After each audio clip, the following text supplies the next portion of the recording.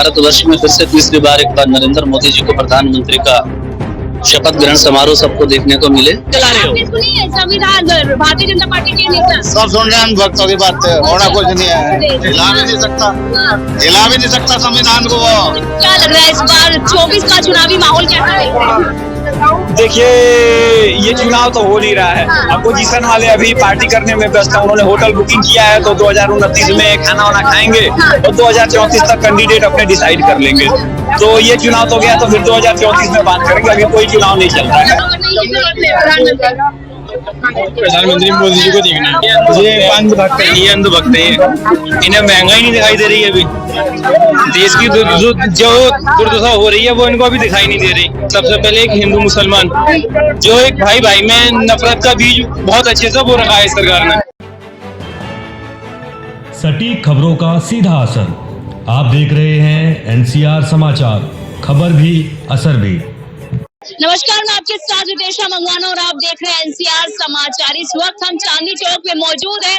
जानेंगे कि 2024 के चुनावी माहौल को लेकर जनता क्या सोच रही है और किस मुद्दे पर इस बार जनता पोलिंग बूथ पर नजर आएगी। 4 जून को पूरे देश को अपना प्रधानमंत्री मिल जाएगा, पर देखना यही होगा कि एनडीए वर्सेस इंडिया का महामुकाबला है, किसका पलड़ा भारी रहेगा ये तो देखा जाएगा। हमारे साथ चांदनी चौक की जनता, तो सीधा बात करेंगे। क्या नाम है आपका? मेरा नाम संजय चौहान है। चौहान जी, ये बताइए चुनावी माहौल पूरा कैसा देख रहे हैं?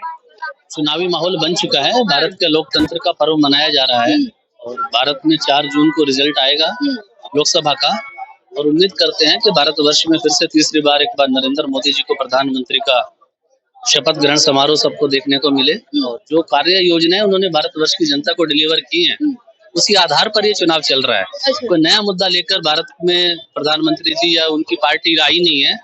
जो काम उन्होंने किया है उसी के आधार पर वो वोट मांगने जा रहे हैं।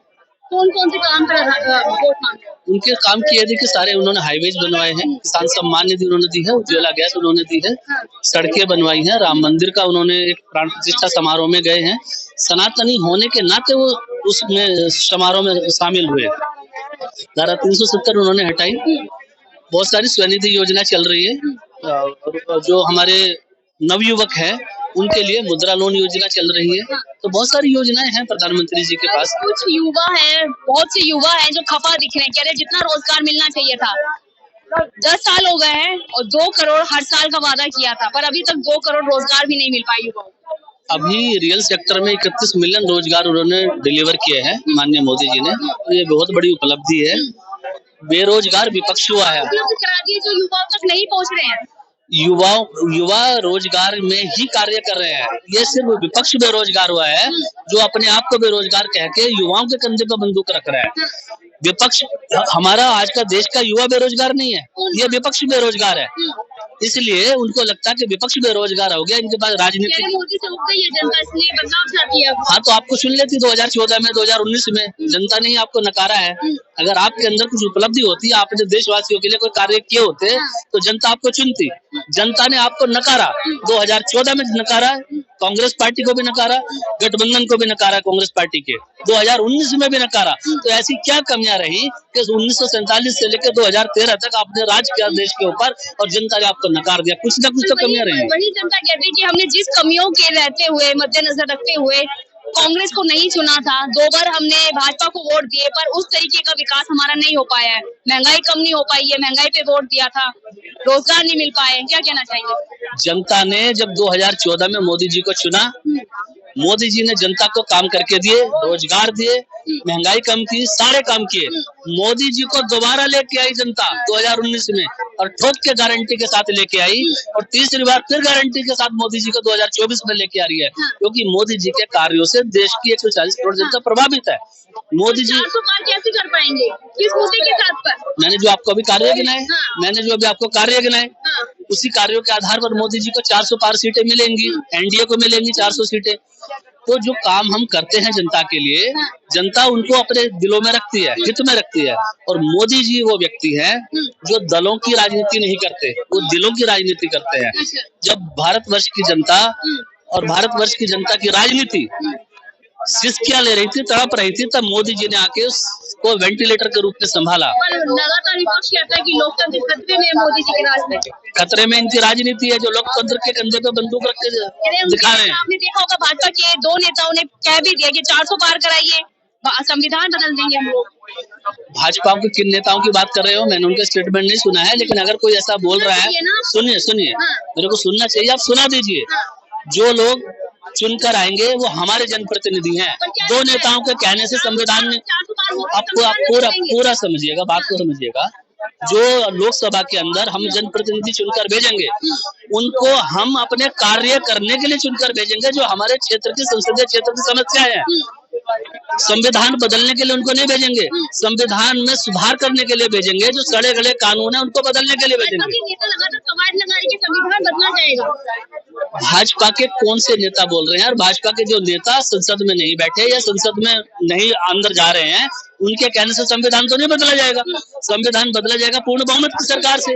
पूर्ण बहुमत की सरकार को अगर लगता है, बात सुनिए, पूर्ण बहुमत की सरकार में अगर जनता को लगता है कि आज देश में इस कानून की आवश्यकता है, तो वो बनाने की आवश्यकता है। अगर कानून पहले से ही है, अगर मान लीजिए 400 पार होती है भाजपा और संविधान अगर बदलना जाता है, संशोधन होते हैं, तो क्या लगता है जनता उसको स्वीकार करेगी या नकार देगी? संविधान बदलने से तात्पर्य क्या है आपका, ये बताइए। संविधान बदलने से तात्पर्य क्या है? संविधान बदलने से मतलब होता है, संविधान पहली बार किसने बदला? इंदिरा गांधी ने।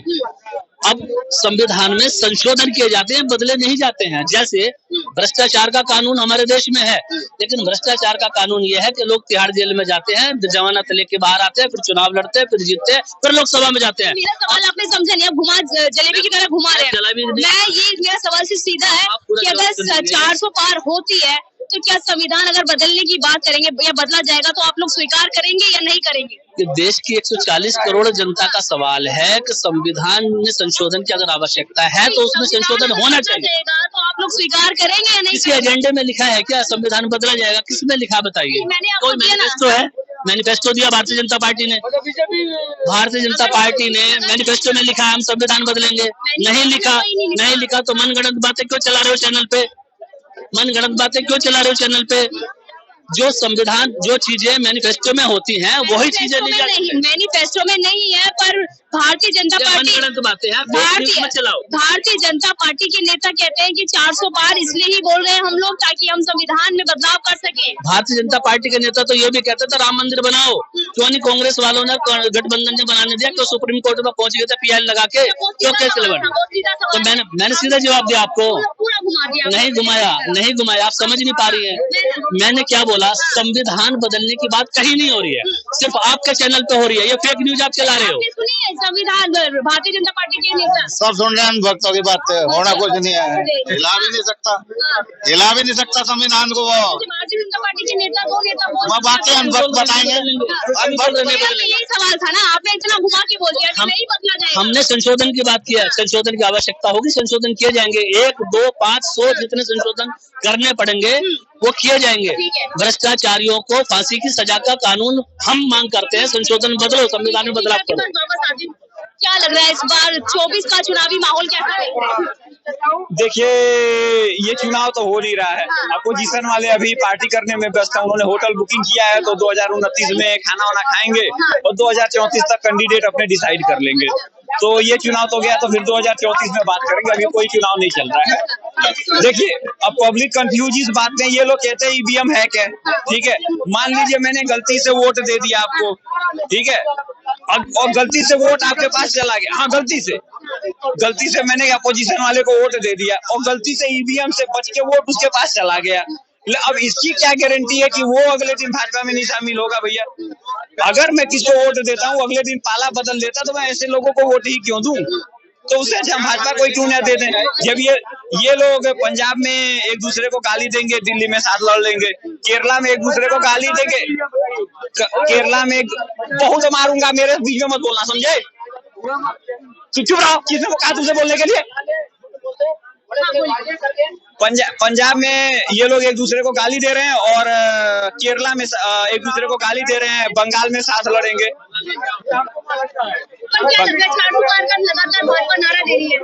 देखिए, चुनाव लड़ना है तो कुछ तो बोलना है। आपको क्या लगता है, अच्छे दिन है आपके? मेरे तो अच्छे दिन है, मेरे तो अच्छे दिन है, अच्छे दिन है। मेरे को कोई टेंशन नहीं। प्रधानमंत्री मोदी जी को देखना है। ये अंधभक्त है, ये अंधभक्त है, इन्हें महंगाई नहीं दिखाई दे रही है अभी। देश की जो दुर्दशा हो रही है वो इनको अभी दिखाई नहीं दे रही। ये सबसे पहले हिंदू मुसलमान है या नहीं, सबसे पहले एक हिंदू मुसलमान जो एक भाई भाई में नफरत का बीज बहुत अच्छे से बो रखा है सरकार ने, बहुत अच्छी तरह से इस तरीके से बो रखा है कि ये मेरा भाई हिंदू है, ये मैं मुस्लिम हूँ, हम दोनों साथ में रहते हैं। वो एक खत्म हो गया हिंदू मुसलमान वाला, जहाँ तक खत्म हो रहा है। कारोबार की कोई बात करने वाले नहीं है सरकार से, बस खाली हिंदू मुस्लिम मस्जिद मंदिर बस ये काम करवा लो, और कुछ काम नहीं है इनके पास में। स्कूल की, अस्पतालों की, बेरोजगारी की, काम धंधे की उनको कोई फिक्र नहीं है किसी की भी, सरकार को कोई क्या अच्छा, कि महंगाई की बात नहीं करते, रोजगार की बात नहीं करते, सिर्फ हिंदू मुस्लिम की बात करते हैं, मंदिरों की बात करते हैं। कौन बात करते हैं? कौन? मोदी जी। कौन से चैनल पे आपने सुना, कौन सी बाइट सुनी कि वो हिंदू मुस्लिम चिल्लाते हैं? जो योजनाएं दे रही है ना मोदी जी ने, जो दी है योजनाएं, सबसे पहले योजनाओं को लाभ लेने वाला अगर कोई है तो वो मुसलमान लोग हैं, मुसलमान भाई हमारे भारतवर्ष के। बिना धर्म जाति देखे मोदी जी जब बैंक में किसान सम्मान निधि ट्रांसफर करते हैं ना हिंदुस्तान के अंदर, वो उसमें नहीं लिखा होता है हिंदू, वो उसमें कहीं नजर नहीं आता है कि ये जो किसान है ये हिंदू है ये मुसलमान है, बराबर इक्वल समानता के अनुसार किया जा रहा है। और आज भारतवर्ष का मुसलमान भारत के अंदर इतना खुशहाल है कि भारत को छोड़कर अपने 51 देश मुल्क में जाके बसने को तैयार नहीं है। जवाब दीजिए, 2 लाइनों में खत्म कीजिए। ये तो पूरे हिंदुस्तान को दिखाई दे रहा है, कितनी एकता हो रही है, कितना काम मिल रहा है मुसलमान को या हिंदू को। मैं हिंदू मुसलमान की बात लेके नहीं चल रहा कि मुसलमान को मिल रहा है, मेरे हिंदू भाइयों को मिल रहा है। एक तरफ से सभी परेशान है काम धंधे से, तो सारे बेरोजगार बैठे हुए हैं आज की डेट में, पढ़े लिखे अनपढ़ सब चाय बेच रहे हैं, पकौड़े बेच रहे हैं, यही काम तो रह गया है क्योंकि मोदी जी ने क्लियर कह रखा है साफ साफ। बहुत बहुत शुक्रिया बातचीत करने के लिए, चांदनी चौक में मौजूद थे। देखना होगा कि 4 जून को किसकी सरकार बनेगी। दोनों सरकार अपनी तरफ से जोरों शोरों से कोशिश कर रही है, पर देखना यही होगा कि जनता इस बार किसको पसंद करेगी। मैं आपके साथ रितेश मंगवाना और आप देख रहे थे एनसीआर समाचार।